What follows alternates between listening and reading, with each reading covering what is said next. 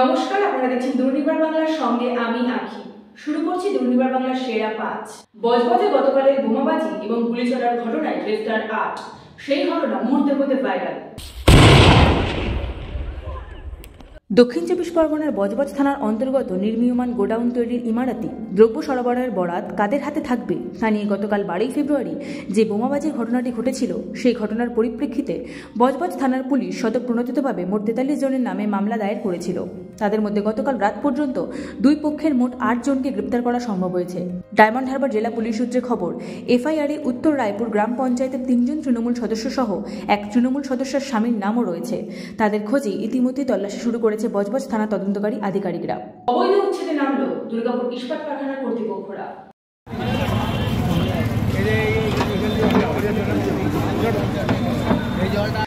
অবৈধ উচ্ছেদে নামল দুর্গাপুর ইস্পাত কারখানার কর্তৃপক্ষ।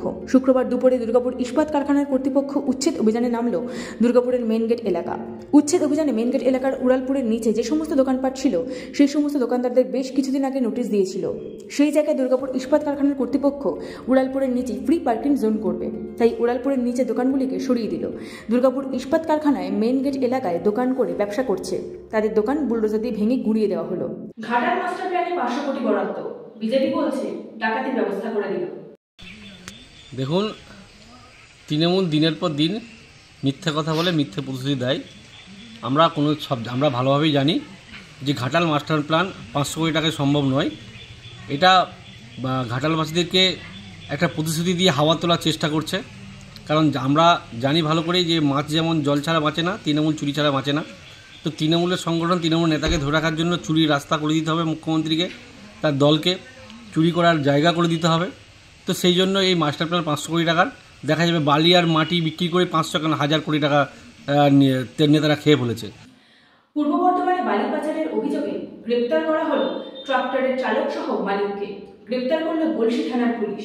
সেই সঙ্গে বাজেয়াপ্ত করা হলো বালি ভর্তি ট্রাক্টর।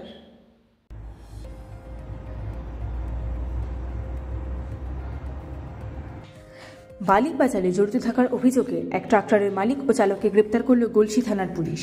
পাশাপাশি বাজেয়াপ্ত করা হয় বালি বোঝাই ট্রাক্টর। ধৃতদের নাম পলাশ কারক ওরফে কোচন ও ধনঞ্জয় বাগদি ওরফে বঙ্গা। তারা দুজনই গলসি থানার দাঁতপুরের বাসিন্দা। ধনঞ্জয় ট্রাক্টরটির চালক। পুলিশ সূত্রে জানতে পারা গেছে, আমাদের 2024-এ আমরা 124 কেস করেছি, 139টা গাড়ি আমাদের সিজ হয়েছে এবং 61 অ্যারেস্ট হয়েছে। এখনও পর্যন্ত 2025-এ আমাদের 7টা কেস হয়েছে, 18টা ট্রাক্টর সিজ হয়েছে, ট্রাক্টর এবং ডাম্পার, এবং 4 জন অ্যারেস্ট আছে। এবং আমাদের এটা প্রতিনিয়ত এই অ্যাকশান, এই রেড আমাদের চলছে, প্রত্যেকটা ঘাটেই চলছে, এবং যেগুলো ইলিগাল আছে সেগুলোকে আমরা পাচ্ছি এবং কেস করছি, এবং প্রপার ওয়েতে কিছু বিএলআরওর কাছে দেওয়া হচ্ছে। বিএলআরও আরেকটা যেটা বলা হলো না, বিএলআরওর কাছে 2024-এ আমরা 31 গাড়ি ওনাকে পাঠানো হয়েছিল ফাইন ইম্পোজের জন্য, এবং টোটাল ফাইন হয়েছে 9,53,340 টাকা 24-এ।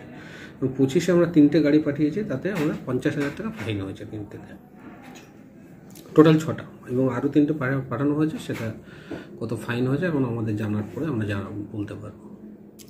বেহাল সংস্কারের দাবিতে পথ অবরোধ করে বিক্ষোভ দেখালো বাম ছাত্র যুব সংগঠন।